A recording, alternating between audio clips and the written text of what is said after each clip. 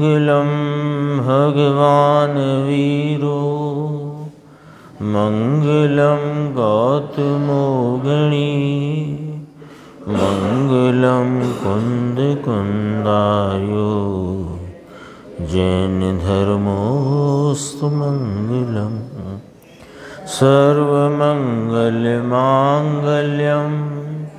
सर्वकल्याणकारकं प्रधानं सर्वधर्माणां जैनं जयतु शासनम्। मैं नमो तीर्थनायक को, नमो ओंकार वाणी को, नमो उन कुंद प्रभु को जिन्होंने ओंकार धारण की। अहो उपकार जिनवर का कुंद का दिव्य वाणी का, जिन कुंद ध्वनि दाता उनका हान स्वामी। चिदानंद एक रूपाए जिनाए परमात्मने, परमात्म प्रकाशाय नित्यं सिद्धात्मने नमः। आचार्य योगेंद्र देव कृत परमात्म प्रकाश नाम का ग्रंथ और इसकी आज 104 नंबर की गाथा पर गुरुदेव श्री का स्पष्टीकरण आया। और जो अपन गुरुदेव श्री के अभी व्याख्यान सुन रहे हैं वो 10 लक्षण पर्व के दौरान के हैं। और आज 7वें दिन के प्रवचन के रूप में यहाँ तप की चर्चा आई। थोड़ा संक्षेप में अपन देखते हैं। पेज नंबर जहाँ से प्रवचन प्रारंभ है 354 नंबर पेज, 7वां दिन तप। अब तप किसे कहते हैं? सूक्ष्म बात है भाई। देखो तप किसे कहते हैं, ये भी बात सूक्ष्म है। क्यों सूक्ष्म है? कि तप की जिस प्रकार से हम उसका अर्थ समझते हैं वो वास्तविक अर्थ नहीं है, इसलिए उसे कहा सूक्ष्म बात है। तप को हम समझते हैं कि किसी प्रकार से इंद्रिय के संयम आदि करके और आहार आदि का त्याग करे सो तप होता है। तो कहा ये तप का स्वरूप नहीं है। जो अपने चैतन्य को प्रतपते हैं, जो चैतन्य में लीन रहते हैं, उनको सहज में आहार आदि का त्याग होता है। तो व्यवहार से उस आहार आदि के त्याग को तप कहने में आता है, किंतु तप है नहीं। ये चर्चा अपन देखते हैं। देखो अब तप किसे कहते हैं? सूक्ष्म बात है भाई कि जब तक आत्मा क्या चीज़ है यह जब तक उसका अनुभव और सम्यक दर्शन ना हो, प्रतीति ना हो, तब तक सब साधना व्यर्थ है। साधना माने बाह्य तप रूप जितनी वृत्ति प्रवृत्ति है वह सब व्यर्थ है, एकड़ा बिना का शून्य है ना। देखो दया दान व्रत पूजा भक्ति हो, परंतु वह शुभराग है, वह धर्म नहीं। यहाँ 7वें बोल में ये कहते हैं तप की व्याख्या। 4 पंक्ति छोड़कर ये देखो लिया गुरुदेव ने। कषाय विषय आहारो त्यागो यत्र विधीयते उपवासः सा विज्ञेयम शेषम लंघनम विधु। हाँ, यानी कषाय विषय आहार आदि के त्याग है बाह्य में, और अंतरंग में उपवास है। उपवास का अर्थ समझना है ना। यत्र विधीयते उपवासः, उप माने समीप, वास माने रहना। अपने चैतन्य परमात्म तत्व के समीप उसमें लीन जो उपयोग परिणति रहे, जो उसकी एकाग्रता रहे, उसका नाम उपवास कहा है।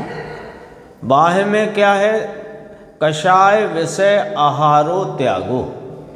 कषाय यानी क्रोधादि भाव, विषय नाम 5 इंद्री के विषय और आहार को विशेष लिया, इनके त्याग वर्तता है बाह्य में, और अंतरंग में उपवास वर्तता है। सविज्ञेयम, यह जो है तप रूप कहा गया है।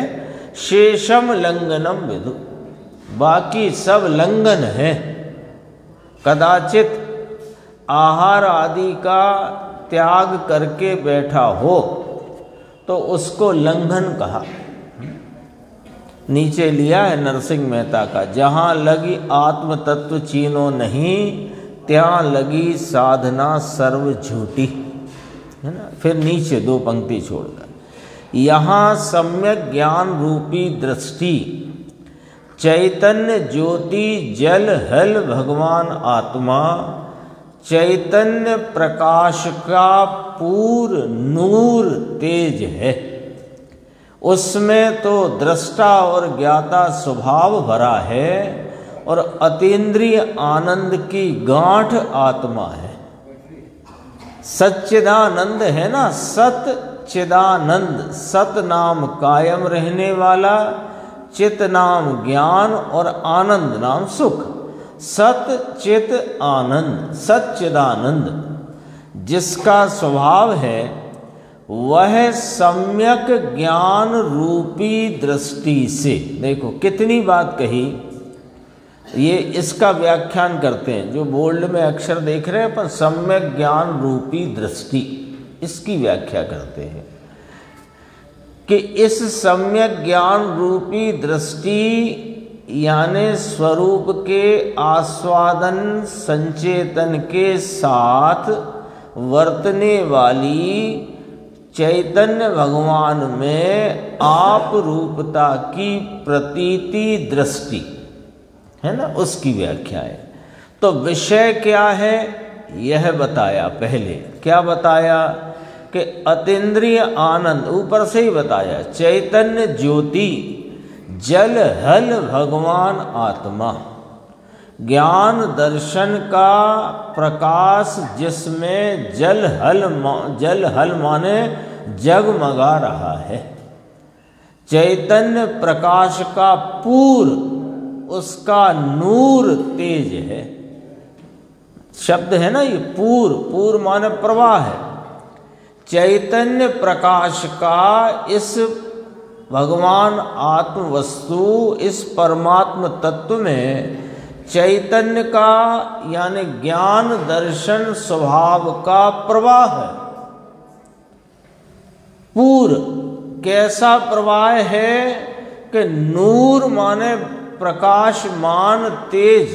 तो दो आते हैं, प्रकाश है ना, ये सूर्य का प्रकाश, इसमें 2 भाव हैं एक साथ। एक तो प्रकाश रूपता है, एक उसमें तेज नाम उष्णता, उसका तेज है, प्रताप है। तो चैतन्य प्रकाश का पूर्व नूर तेज है, उसमें तो दृष्टा ज्ञाता स्वभाव भरा हुआ है, और अतीन्द्रिय आनंद की गांठ आत्मा है ना। गांठ जैसे शकरकंद की गांठ, कोई भी गांठ ऐसे। सच्चिदानंद है ना, सच्चिद आनंद। ये विषय बताया अभी कि जिस विषय को उपयोग लक्ष्य करे तो आनंद भाव सहित जिसकी आप रूपता की प्रतीति हो, इसके उपरांत तप होता है, ये कहना है। सत नाम कायम रहने वाला ज्ञान और आनंद जिसका स्वभाव है, वह वस्तु उसको सम्यक ज्ञान रूपी दृष्टि से अपना स्वरूप बराबर ज्ञात होता है। अपन ने शास्त्रों में पढ़ा, उपदेश में सुना कि आत्मा ज्ञाता दृष्टा है, आनंद का भंडार है, जिसमें इतना आनंद है कि सादी अनंत काल तक अपरिमित आनंद की पर्याय प्रगटती रहे, प्रगटती रहे, प्रगटती रहे, तो भी ये भंडार खाली होए नहीं। ऐसा यह ज्ञानानंद स्वरूप भंडार है। ये सब शास्त्र से पढ़ा, शास्त्र से पढ़ा, लेकिन वो आनंद का भंडार जिसमें से साधी अनंत काल तक अपरिमित बेहद आनंद, अनंत आनंद की पर्याय प्रति पर्याय, प्रत्येक पर्याय प्रकट होती रहे, लेकिन आनंद के भाव का संवेदन, आस्वादन न किया तो आनंद का भंडार हूं ये ज्ञात नहीं हुआ। सामान्य बात है, रोज ही कहते हैं शक्कर का, मिठास का स्वाद लिए बिना शक्कर के ग्रंथ पढ़ लेने से शक्कर का जानना नहीं होता है। बस ऐसे के ऐसे। तो सम्यक ज्ञान रूपी दृष्टि से यह चैतन्य वस्तु अपना स्वरूप बराबर ज्ञात होता है। तब रागादि विकल्प हैं अभी, वह पर हैं। अभी अनादि से अज्ञान में क्या चला आया है कि रागादि जो उत्पन्न हो रहे हैं उसमें इसने मेरा पना किया है। अब वो चाहे तीव्र कषाय रूपी पाप भावों में मेरा पना करे या मंद कषाय रूपी प्रशस्त शुभ भावों में मेरा पना करे, करा तो राग में ही आपरूपता एकत्व का भाव है। और जब तक राग में एकत्व है तब तक आनंद की कणिका भी जागृत नहीं होती, स्वाद में नहीं आती। तो फिर क्या होता है कि जब इस आनंद स्वरूप ज्ञाता दृष्टा वीतरागी तत्व को वर्तमान उपयोग निमित्त राग और पर्याय का लक्ष्य छोड़कर इस अखंड अभेद आत्मा को लक्ष्यगत करता है, तो उस उपयोग में इस चैतन्य वस्तु ज्ञानानंद के आनंद के भाव का प्रगटपना वेदन स्वाद रूप होता है। तब इसने आत्मा को जाना, इसको आत्मा बराबर ज्ञात हुआ है। अब आत्मा ज्ञात हुआ, जिसको पहले राग आपरूप लगता था, उसने जब रागादि भावों का लक्ष्य छोड़कर अपने ज्ञान स्वभावी आत्मा का लक्ष्य करके अपने आत्म तत्व की प्रतीति करी, तो राग उसे अब कौन लगेगा? पर लगेगा। तो वो ही हुआ। तब रागादि विकल्प हैं, वह पर हैं। एक पॉइंट, वह मेरा कर्तव्य नहीं, ऐसा इसे। ये दूसरी बात, रागादि भाव है कि नहीं ज्ञानी साधक को, तो वे साधक ज्ञानी धर्मात्मा रागादि भावों को पर जानते हैं और यह मेरा कर्तव्य नहीं ऐसा जानते हैं। लो, अब तो कर्तव्य शुरू हुआ है। क्यों अंकुर भाई? अब चौथा गुण स्थान प्रकट हुआ, अब आप पांचवें में आओगे, फिर देश व्रतादि अंगीकार करोगे, फिर आपको व्रतादि के विकल्प उठेंगे, तो लियो आपको देश व्रतादि का विकल्प उठेगा कि नहीं? तो उठेगा तो उसको करोगे कि नहीं? कि उठेगा, हम करेंगे नहीं, क्योंकि हमारा कर्तव्य नहीं है, कर्तव्य नहीं है।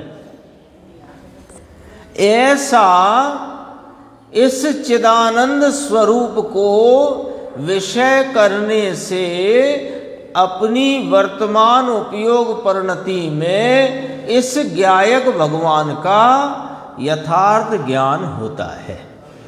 यह अंदर आनंद में रहने के कारण। अब देखो तप कैसे होता है, तप कैसे होता है, तप की व्याख्या करते हैं ना कि जिसने अपने आनंद के स्रोत को, आनंद के भंडार को प्रतीति में और संवेदन संचेतन में लेकर बराबर जान लिया है, वह अपने इस चैतन्य आत्मा के आनंद को भोगने के लिए, आनंद का आस्वादन रसास्वादन करने के लिए वह सर्व इच्छाओं का निरोध करके अपने चैतन्य तत्व में एकाग्र रहता है, तल्लीन रहता है, तो उसको तप प्रवर्तता है, उसकी प्रवृत्ति में तप वर्तता है। ये तप की व्याख्या है। देखो, अंदर आनंद में रहने के कारण इच्छा का निरोध करके अतीन्द्रिय आनंद में लीन रहता है, उसे भगवान तप कहते हैं। इसकी विशेष व्याख्या ये है, प्रतपन्ते इति तपः। तपन्ते लिखा, तपन्ते कहो, प्रतपन्ते, प्रतपन्ते इति तपः। जैसे स्वर्ण होता है स्वर्ण, तो उस स्वर्ण पर गेरू लगाते हैं तो सोना ओपता है, शोभता है। इसी प्रकार भगवान आत्मा सूक्ष्म बात प्रभु जिसे धर्म कहते हैं, वह बात बहुत सूक्ष्म है ना। ये क्या पॉइंट बोला गुरुदेव ने, जिसे धर्म कहते हैं वह बात बहुत सूक्ष्म है। धर्म जिसे जिनेन्द्र परमात्मा ने धर्म संज्ञा दी, जिस क्रिया को, जिस वृत्ति को, जिस परिणति को जिनेन्द्र परमात्मा ने धर्म की संज्ञा दी है, वो धर्म को समझना सूक्ष्म है। ऐसी सामान्य व्याख्या नहीं है। जैसे अपन कहते हैं ना, कोई व्यक्ति है परिवार में, घर में, समाज में, तो वो थोड़ा प्रशस्त कार्यों में विशेष संलग्न रहता है, सुबह से लेके पूजा आदि, प्रक्षाल, स्वाध्याय आदि। तो लोग कहने लग जाते हैं, भैया बहुत धर्म करते हैं ये। अब तो पहले इतना नहीं था, अब तो बहुत धर्म करने लगे, ऐसा कहते हैं, है ना। ये सामान्य बोलचाल की भाषा है, पर बोलचाल की भाषा अलग है, धर्म ऐसा है नहीं। हाँ, धर्म निमित्तों के आलंबन से नहीं होता, धर्म मंदिर में बैठ जाने से नहीं होता। मंदिर में तो धर्म का क्या स्वरूप है ये ज्ञात होता है। ये जो अनादि से अज्ञान है, जिसमें हमें पता नहीं कि धर्म का क्या स्वरूप है, धर्म धर्मी के आश्रय से होता है। तो कहते हैं सूक्ष्म बात है, जिसे धर्म कहते हैं वह बात बहुत सूक्ष्म है प्रभु। आत्मा आनंद कंद प्रभु का जहाँ अनुभव और दृष्टि, दो शब्द लिखे हैं ना, दोनों साथ में समझना है। आनंद कंद प्रभु है विषय और अनुभव और दृष्टि है पर्याय। वो द्रव्य स्वरूप विषय है, कौन? आनंद कंद प्रभु, आत्मा।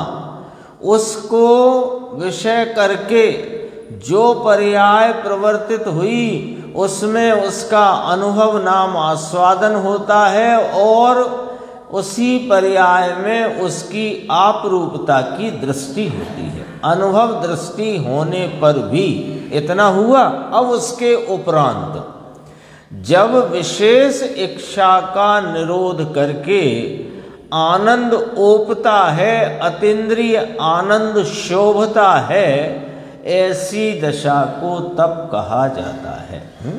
और थोड़ा सा इसमें है, देखो 356 पेज है, ये गुरुदेव ने खुलासा किया। लोग कहें तपसा निर्जरा, ऐसा आता है ना, सूत्र है, उसका खुलासा देखना। अतीन्द्रिय आनंद का कंद आत्मा उसके अंदर जाकर अनुभव करना। अंदर जाकर माने जो बाहर पर्याय है उसका लक्ष्य छोड़कर, अंदर माने पर्याय से भिन्न एक रूप स्वरूप अपना सामान्य सदृश ध्रुव तत्व है, उसका अनुभव करना और विशेष अतीन्द्रिय आनंद का स्वाद लेना। ये देखो, तब किसे कहा? देखो, जब पहली बार इस जीव ने अनादि से जो अज्ञान में प्रवर्तित रहा, राग का एकत्व और राग में ही लाभ मानता रहा, उसने जब बराबर अपने स्वरूप का निर्णय किया और निमित्त का, राग का और पर्याय का लक्ष्य छोड़कर अपने स्वरूप का आलम्बन लिया, तो उसको सम्यक दर्शन अतीन्द्रिय आनंद की प्रगटता के साथ प्राप्त हुआ, प्रकट हुआ, व्यक्त हुआ और मोक्ष मार्ग का मुहूर्त हुआ, मोक्ष मार्ग का आरंभ हुआ, शुभारंभ हुआ। अब क्या कहते हैं? तो क्या इसका नाम तप है कि नहीं? इसका नाम तप नहीं है। ये होने के उपरांत उस ही आनंद स्रोत की, उस ही आनंद रूप अपने चैतन्य तत्व की विशेष एकाग्रता द्वारा विशेष अधिक अतीन्द्रिय आनंद का स्वाद लेना, इसका नाम तप कहलाता है। प्रतपन्ते इति तपः, जिसमें यह चैतन्य का प्रतपन हो।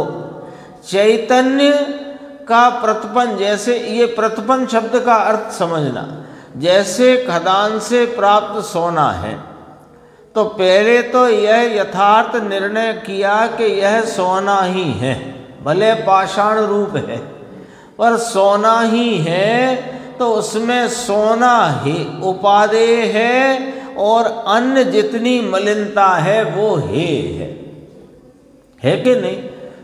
तो वह सोने का पाषाण तप के मलिनता के का नाश होता जाता है और स्वर्णत्व का भाव और ज्यादा उसमें चमकने लगता है, शोभित होता है, ओपित होता है। प्रतपन से सोना कैसे शुद्ध होता है?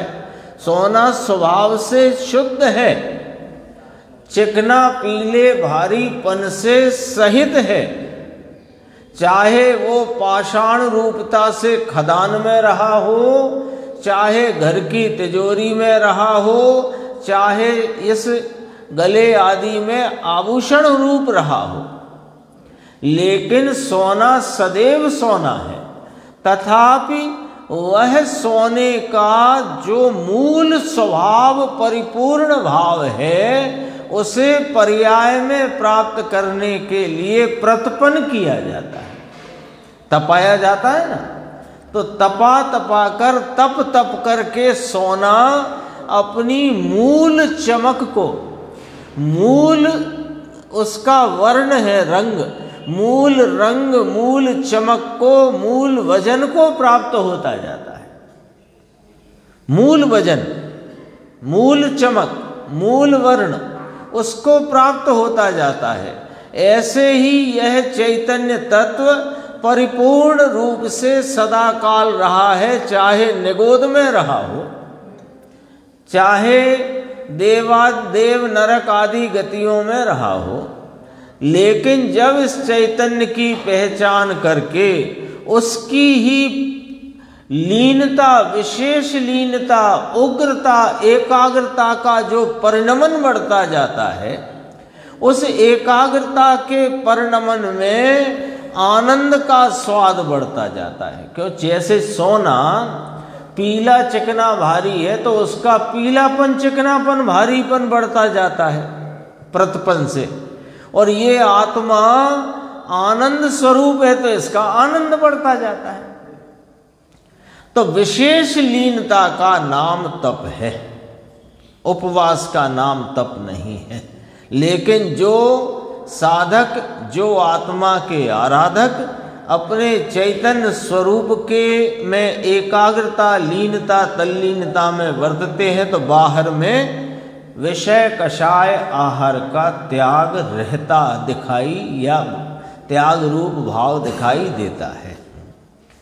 वह उत्तम तप है जिससे कर्म निर्जरा होकर अल्पकाल में जिसे मोक्ष अर्थात मुक्ति होती है। कर्म निर्जरा निमित्त में होती है और परिणति में से अशुद्धता की निर्जरा होती है ना।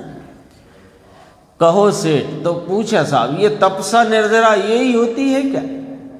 जो तत्वार्थ सूत्र में लिखा तपसह निर्जरा, तो यही वाली है क्या साहब कि ये तपसा निर्जरा है, यही तप है?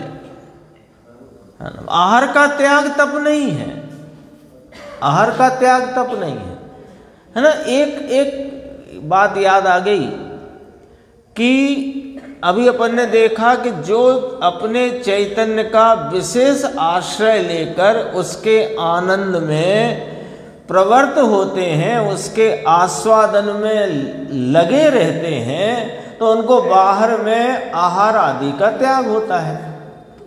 तो व्यवहार से आहार आदि के त्याग को उपवास कहने का एक व्यवहार खड़ा हो गया है ना। अब इस व्यवहार में से एक और व्यवहार निकला, वो याद आ गया। तो कहते हैं ना, ये ऐसा करने से एक उपवास का फल, 4 उपवास का फल, फलाने उपवास का फल। अब अपन आओ मूल पॉइंट पे, उपवास का फल बताओ। उपवास का फल निर्जरा। निर्जरा माने काय की, कर्मों की? ना ना, कर्मों से हमारा क्या लेना था, हमने बांधे ही नहीं, तो हमें उन्हें छुड़ाने की क्या चिंता? हमने बांधे ही नहीं है तो छुड़ाने की क्या चिंता? हमारे तो परिणति में अशुद्धता है, अशुद्धता की निर्जरा, शुद्धता की वृद्धि। तो एक उपवास का फल लगता है, वो सब व्यवहार का व्यवहार खड़ा हो गया। दरअसल में वहां भी यही कहना है कि जितना चैतन्य के समीप रहोगे उतनी यहाँ अशुद्धता की निर्जरा होकर शुद्धता की वृद्धि होगी। मूल बात तो यही कहना है। आता है ना वो व्यवहार का व्यवहार करके व्यवहार कह दिया, दूर का व्यवहार। ये चर्चा थी अपने तप के संबंध में। और अब अपन 104 गाथा पर, 104 गाथा मूल गाथा पढ़ते हैं, पेज 353 देखो। प्राणोपहासै परमुमहु किम अन्ये बहुएण जीर्णियप्पा जानियै साम्य एक खणेन। जो आत्मा क्षण एक मात्र में जिससे जाना जाता है, उत्तम ज्ञान प्रकाश करो मुझ में। ये गलत छपा है, बहुविकल्प जालों से क्या, इसका अर्थ यहाँ पर ये विकरूप जानों से क्या, वो गलत छपा है। हाँ, विकरूप नहीं, बहुविकल्प जालों से क्या। दोबारा पढ़ते हैं। उत्तम ज्ञान प्रकाश करो मुझ में, बहुविकल्प जालों से क्या। ये इस गाथा का भाव है। अब देखो इसकी उत्थानिका कितनी मधुर है। अब प्रभाकर भट्ट महान विनय से ज्ञान का स्वरूप पूछता है योगेंद्र देव से, हे आचार्य कृपया करके मुझे ज्ञान का स्वरूप बताओ। ये प्रश्न रूप ही है, गाथा ही पूरी प्रश्न, इसका उत्तर 105 गाथा में, ये प्रश्न रूप गाथा है। महान विनय से ज्ञान का स्वरूप पूछता। आज के प्रवचन में आई थी बात, प्रभाकर भट्ट पहले शिष्य थे इनके, मुनि बाद में हुए, आज आई थी बात है। तो देखो अन्वयार। हे भगवान स्वामिन, हे भगवान जिस ज्ञान से क्षण भर में अपनी आत्मा जानी जाती है। आत्मा ज्ञान स्वरूप है, पर जानने में कहाँ आती है कि ज्ञान में। यानी कह सकते हैं कि आत्मा ज्ञान गोचर है, ज्ञान स्वरूपी आत्मा ज्ञान गोचर है, और ज्ञान स्वरूपी आत्मा अनुभव गोचर है। इतना कहकर क्या कहा कि आत्मा विकल्पातीत है, वचनातीत, शब्दातीत है, और आत्मा अनुभव गोचर है, ज्ञान गोचर है। ज्ञान रूपी भाव में अनुभव द्वारा आत्मा जानने में आता है, जाना जाता है। ये पूछा उन्होंने कि उस ज्ञान का प्रकाश मेरे में करो। हे भगवान, जिस ज्ञान से क्षण भर में अपनी आत्मा जानी जाती है, वह परम ज्ञान मेरे प्रकाशित करो। ऐसा कहा, प्रकाशित करो। प्रकाशित करो माने उसका स्वरूप बताओ। ऐसा नहीं कि मेरे अंदर आके लाइट जला दो। गुरुदेव ने एक बहुत अच्छा उदाहरण दिया था। ब्राह्मण शादी कराता है, ब्राह्मण विवाह करा देता है वर वधू का, तो विवाह तो वर वधू का होता है। ब्राह्मण थोड़ी उसके जीवन भर उसका रख रखाव और उसकी सब लालन पालन करेगा। वो तो उसकी वर की जिम्मेदारी है ना। वधू के जो अब उसकी जो पत्नी हुई, उस पत्नी के जीवन भर उसकी देख रेख, खाना पीना, रहना, उसका सबका की जिम्मेदारी पंडित उठाता है कि वो दूल्हा जिसने शादी करी वो। तो कहा, अब ब्राह्मण से जाके कहा कि ये मेरा लड़का है और ये हमारे भैया जान पहचान के हैं या जो भी हैं, इनकी बच्ची है, शादी करा दो। तो ब्राह्मण ने, पंडित ने शादी करा दी। तो अब वो पंडित उठाएगा कि उसके जीवन भर का, या वो क्या करता है? तो ऐसे किसी ने इसमें प्रश्न किया था, गुरुदेव के व्याख्यान में आया था। किसी ने प्रश्न किया कि प्रकाश कर दो, तो आप गुरु कर देंगे प्रकाश? प्रभाकर भट्ट ने पूछा योगेंद्र देव से कि अब मैं आपका शिष्य हूं इतने दिनों से, अब तो कर दो अंदर प्रकाश। तो कहा गुरु नहीं करेंगे, गुरु बताएंगे, बस इतना। देखो यहां पूछा है, वह परम ज्ञान मेरे प्रकाशित करो। फिर साथ में क्या कहा, अन्येन बहुना किम, और बहुत विकल्प जालों से क्या फायदा है, कुछ भी नहीं। बहुत विकल्प जालों में क्या बात आ गई?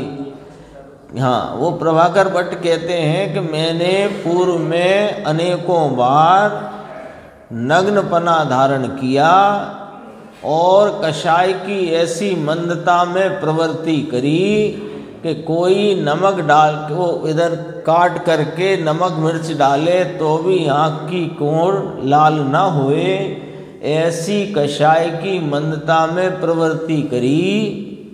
और 11 अंग 9 पूर्व का मैं पाठी हुआ, लेकिन मुझे आत्मा के ज्ञान का क्षण भर भी, ज्ञान का माने आत्मा के आनंद का, उसकी पवित्रता का क्षण भर भी अनुभव नहीं हुआ। अज्ञान ही चलता रहा।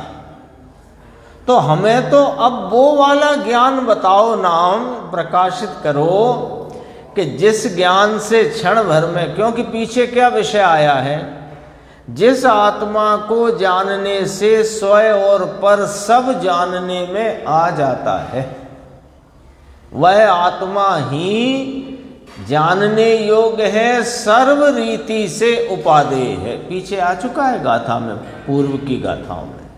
तो देखो, बहुत विकल्प जालों से क्या फायदा है, कुछ भी नहीं। भावार्थ है, देखो प्रभाकर भट्ट श्री योगेंद्र देव से पूछता है कि हे स्वामी, जिस वीतराग स्वयं संवेदन से ज्ञान से, यानी वीतराग स्वयं संवेदन रूपी ज्ञान से क्षण मात्र में शुद्ध बुद्ध स्वभाव एक रह गया है इसमें, देखो ऊपर टीका में मिलेगा अपने को।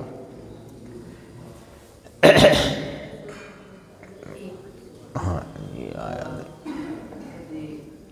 ये है देखो, शुद्ध बुद्ध एक स्वभावो निजात्मा ज्ञायते तदेव ज्ञानम कतः किम अन्येन रागादि प्रवर्धकेन विकल्प जाले नेति जालन एति। आया ना, एक शब्द यहाँ हिंदी में रह गया, अपने को पढ़ना है यहाँ पर कि हे स्वामी, जिस वीतराग स्वयं संवेदन रूपी ज्ञान से क्षण मात्र में शुद्ध बुद्ध स्वभाव एक अपनी आत्मा जानी जाती है, वह ज्ञान मुझको प्रकाशित करो। यानी वह ज्ञान का क्या स्वरूप है, वह ज्ञान कैसे प्रकट होता है, वह इस शुद्ध बुद्ध स्वभाव रूप एक आत्मा को कैसे जान लेता है, वह बात, वह रीति, वह कला मेरे प्रकाशित करो। ये पूछा उन्होंने, और कैसे पूछा है? महान विनय से।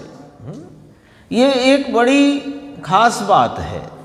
कोई भी बात समझना हो, यानी कि भले अपन को कहीं भटक रहे हों किसी अन्य नगर में जाकर, तो किसी से मार्ग भी पूछना हो तो विनय से पूछने पर प्राप्त होता है। ए वो करके पूछने पर वो भी नहीं बताता, निकल जाओ आगे जाओ। नहीं, एक रीति है, एक ये व्यवस्था है। कुछ सीखना हो, कुछ पूछना हो, कुछ जानना हो तो अंतरंग में विनय की आवश्यकता है। बिना विनय के कुछ नहीं सीखा जा सकता। इसलिए प्रभाकर भट्ट ने महान विनय से पूछा, है ना, कि वह ज्ञान मुझको प्रकाशित करो, दूसरे विकल्प जालों से कुछ फायदा नहीं है, क्योंकि ये रागादिक विभावों के बढ़ाने वाले हैं। आनंद तो देते नहीं, विभावों की उत्पत्ति होती है और आकुलता की वृद्धि होती है, और आकुलता मिटती नहीं। इनका क्या करें हम? हमें मत बताओ अब ये और बातें कोई भी। सारांश यह है कि मिथ्यात्व रागादि विकल्पों से रहित तथा निज शुद्ध आत्म अनुभव रूप जिस ज्ञान से अंतर मुहूर्त में ही परमात्मा का स्वरूप जाना जाता है। अंतर मुहूर्त क्यों कहा? ऊपर क्षण भर कहा, फिर यहाँ अंतर मुहूर्त कहा। क्षण भर का अर्थ है कि जो ज्ञान निमित्त राग और पर्याय का लक्ष्य छोड़कर अपने सामान्य ध्रुव स्वरूप ज्ञायक को लक्ष्य करता है, उसे क्षण भर में वह स्व संवेदन रूप आत्मा प्रकट होता है। और अंतर मुहूर्त में वह आत्मा परमात्म भाव को, यानी पूरे जगत को अपने ज्ञान में जानता प्रकट होता है। तो शुरू से आखिर तक की बात हो गई इसमें, है ना। अंतर मुहूर्त में ही परमात्मा का स्वरूप जाना जाता है, वही ज्ञान उपादेय है। ये भैया देखो, ये शिष्य ने कहा है प्रभाकर भट्ट ने कि वही ज्ञान उपादेय है। इतना अभी यहाँ से 103 गाथा सुनते सुनते आए हैं ना शिष्य, उन्होंने कहा वही ज्ञान उपादेय है, जिस ज्ञान, जो ज्ञान शुद्ध आत्मानुभव रूप है और जिससे अंतर मुहूर्त में ही परमात्मा का स्वरूप जाना जाता है, वही ज्ञान उपादेय है। नीचे देखो क्या लिखते हैं ब्रह्मदेव सूरी। हाँ, ब्रह्मदेव सूरी का भी ऐसा है, सूरी नाम आचार्य, देव उनका नाम था और ब्रह्म उनका, वे प्रारंभ से ही ब्रह्मचर्य के उपासक रहे। मतलब वो शारीरिक ब्रह्मचर्य में भी रहे और स्वरूप के आनंद में भी रहे, तो उनका नाम ब्रह्मदेव सूरी हुआ। तो नीचे देखो कितनी गजब की पंक्ति है। ऐसी प्रार्थना शिष्य ने श्री गुरु से की। प्रार्थना की है, प्रार्थना से मिलती है। प्रार्थना यानी विनय। प्रार्थना यानी ये नहीं कि हाथ जोड़ के खड़े हैं, हम तो रोज प्रार्थना करते हैं। अब तो करते हो पर अपनी ही सुना सुनू के आ जाते हो। वे क्या कहते हैं उस पर कभी कान ही नहीं धरते। कान ही नहीं धरते का अर्थ है कि उसमें जिनेंद्र परमात्मा ने क्या कहा उसको लक्ष्य में नहीं लेते। देखो अभी गुरुदेव का इसमें अपन प्रवचन है, देखते हैं 359 पेज पे।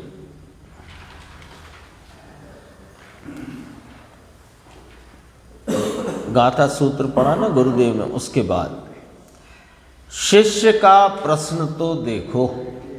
हे स्वामिन, है इसमें शब्दार्थ, हे स्वामिन, हे भगवान, इसका अर्थ किया, भगवान ऐसा अर्थ किया।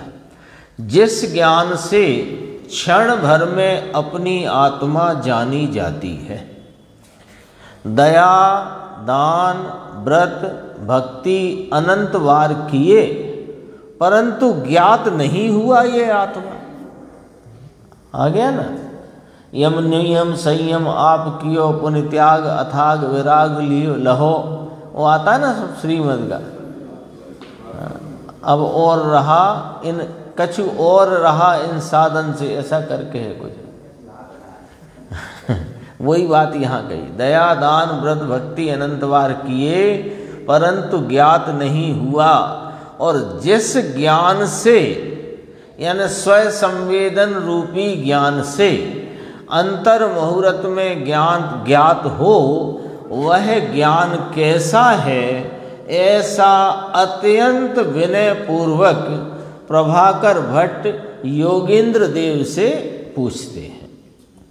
समझ में आया। अनंत बार मुनि व्रत धारण किए, पंच महाव्रत, नग्न दिगंबर साधु होकर घोर तपस्याएं की, शुक्ल लेस्या चमड़ी उतार कर नमक छिड़के तो क्रोध न करे, इतनी तो क्षमा की, परंतु आत्मज्ञान क्या है उसका भान नहीं।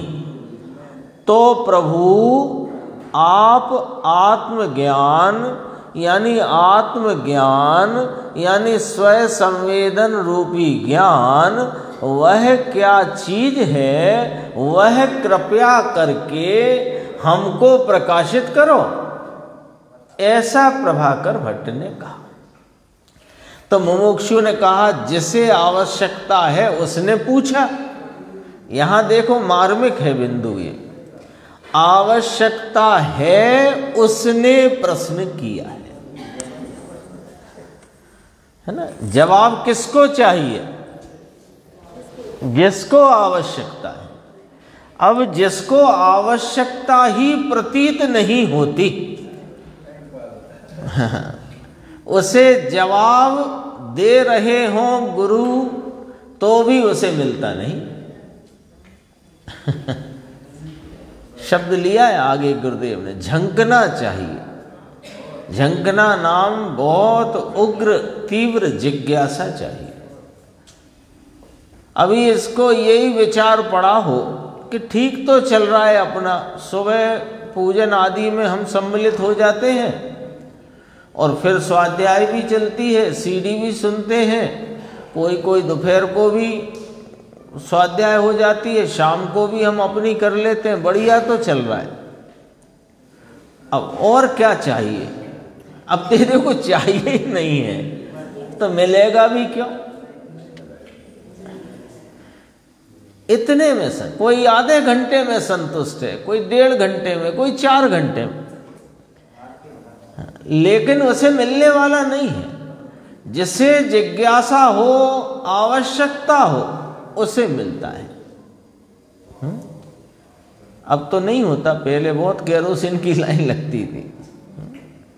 तो जैसे आवश्यकता हो वही लाइन में जाके खड़ा रहे 3-4 घंटे, जैसे नहीं हो वो काहे को लाइन में लगेगा।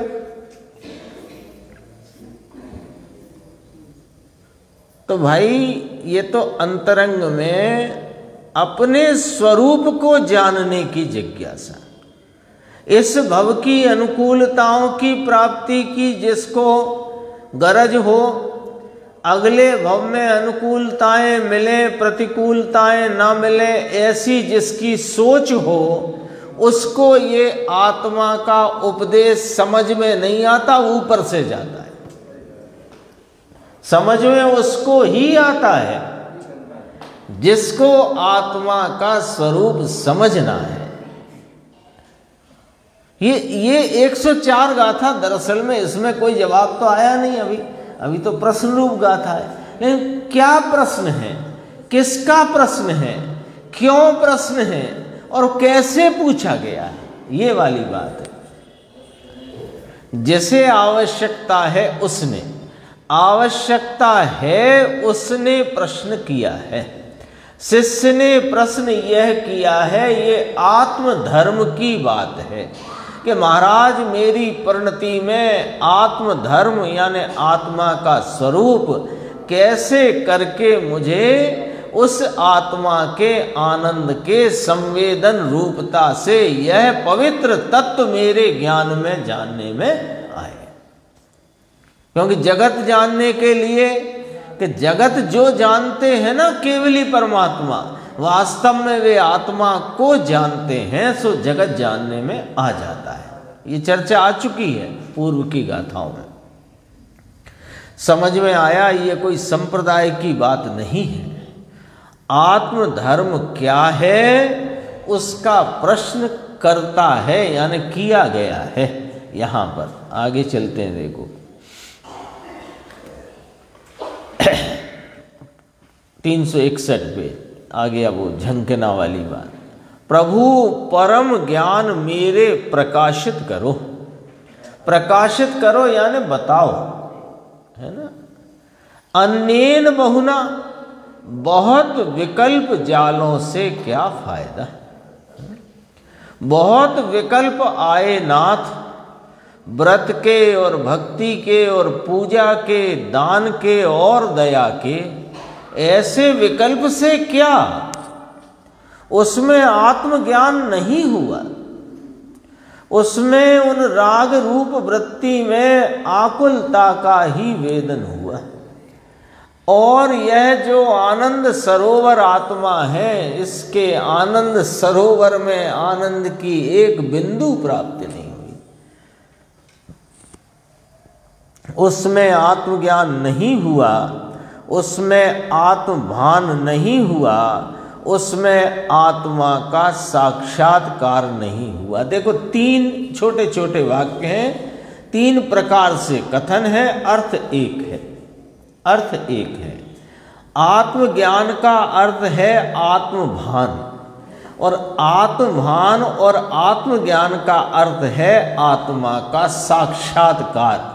तो साक्षात्कार यानी उपयोग दशा में उस आत्म तत्व के अनंत वैभव की निर्मल प्रकटता का अतीन्द्रिय आनंद सहित जो आस्वादन स्वाद स्वरूप संचेतन का भाव है, उसको आत्मज्ञान कहते हैं।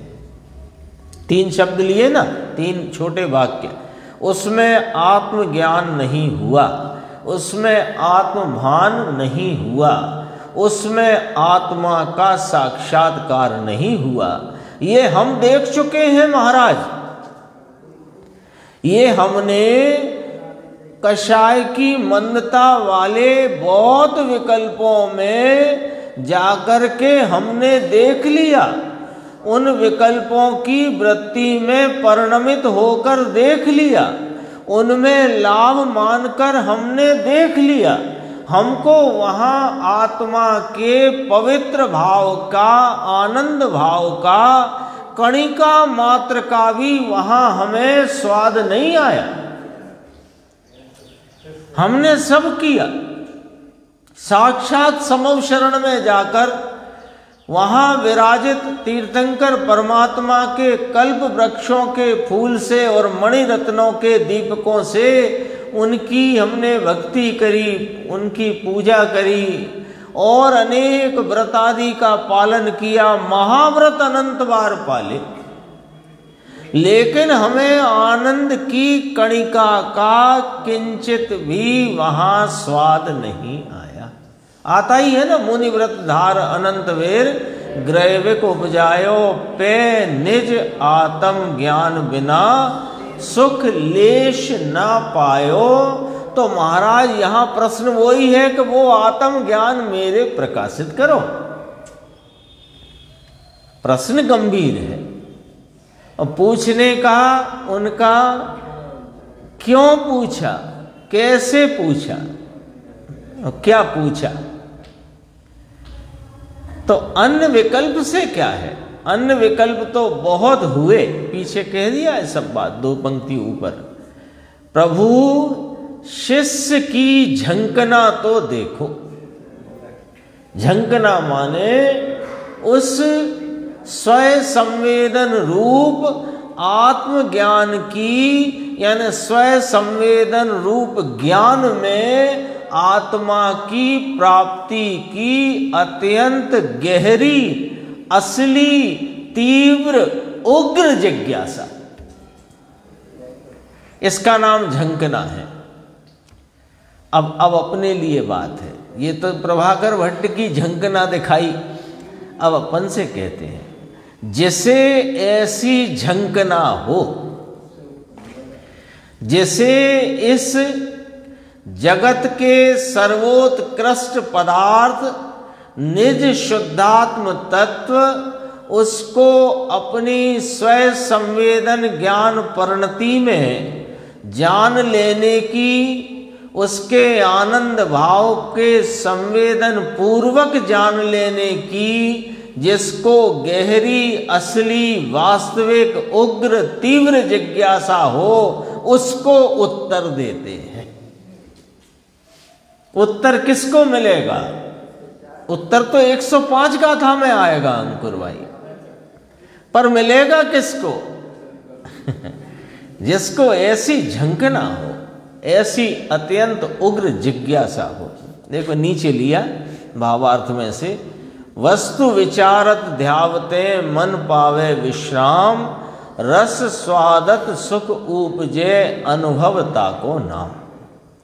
भगवान आत्मा ज्ञान और आनंद का पिंड प्रभु। अब जरा इसका अर्थ करें गुरुदेव, देखते जाना। पहली पंक्ति आई थी ना, वस्तु विचारत ध्यावते, इसके 4 हिस्से कर लेते हैं अपन समझने को। वस्तु विचारत ध्यावते, 1 मन पावे विश्राम, 2 हुए, तीसरा रस स्वादत सुख उपजे, और चौथा अनुभव या को नाम। तब इसमें पूरा मार्ग लिखा। सच्ची कहें तो 104 नंबर का उत्तर है ये। 104 नंबर गाथा में जो प्रश्न पूछा है प्रभाकर भट्ट ने, हमारा भी यही प्रश्न है यदि, तो हमारे लिए उत्तर ये आ गया पंडित बनारसी दास जी के शब्दों में। वस्तु अभी बताएंगे गुरुदेव, वस्तु कौन? देखो, भगवान आत्मा ज्ञान और आनंद का पिंड प्रभु, ये वस्तु, उसको वस्तु कहा।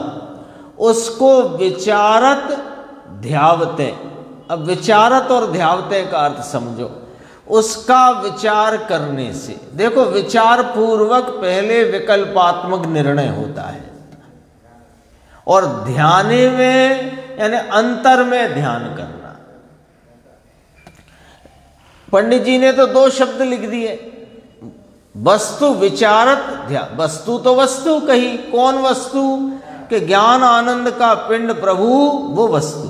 ध्रुव एक रूप सदरस सामान्य टंकोद कीर्ण विज्ञान घन वीतराग स्वरूप, वह वस्तु। उसको विचारते और ध्याते। विचारते क्या होता है? विकल्पात्मक निर्णय।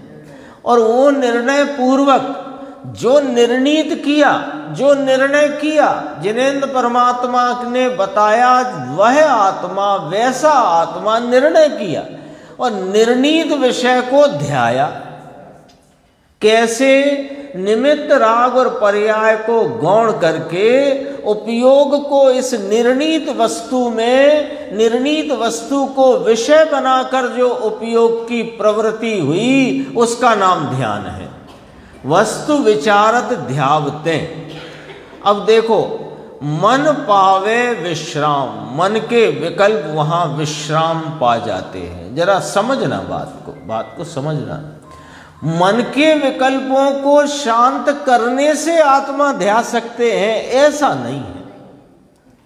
उन विकल्पों का लक्ष्य छोड़कर आत्मा को जो विषय किया तो विकल्प शांत हो जाते हैं। मन पावे विश्राम, मन के विकल्प वहां विश्राम पा जाते हैं।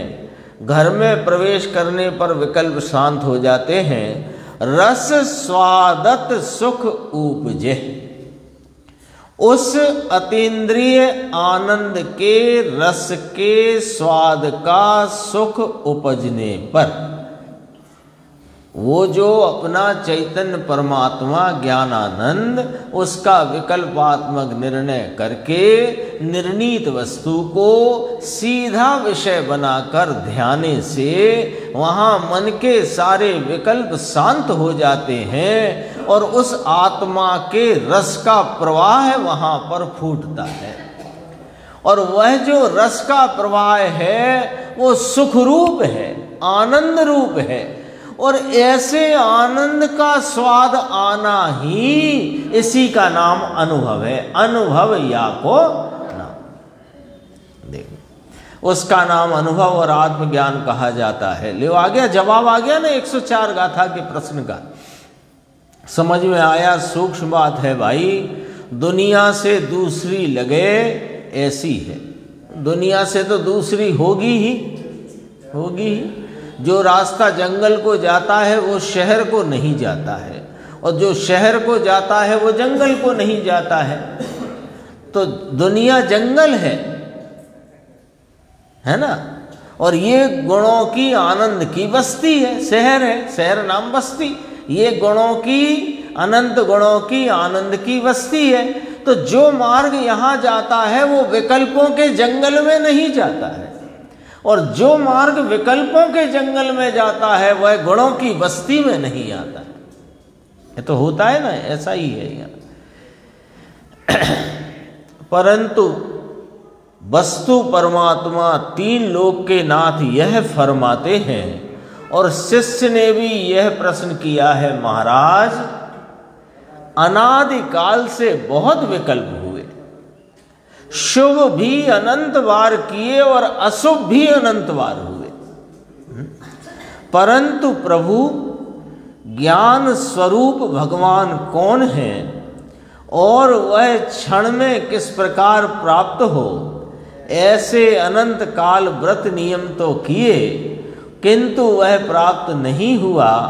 वह जो कि क्षण में प्राप्त हो वह चीज कैसी है, यह पूछा है। और इसका उत्तर आगे आएगा। अभी 104 की चर्चा कल और आएगी गुरुदेव की व्याख्या में, उस पर भी अपन देखेंगे।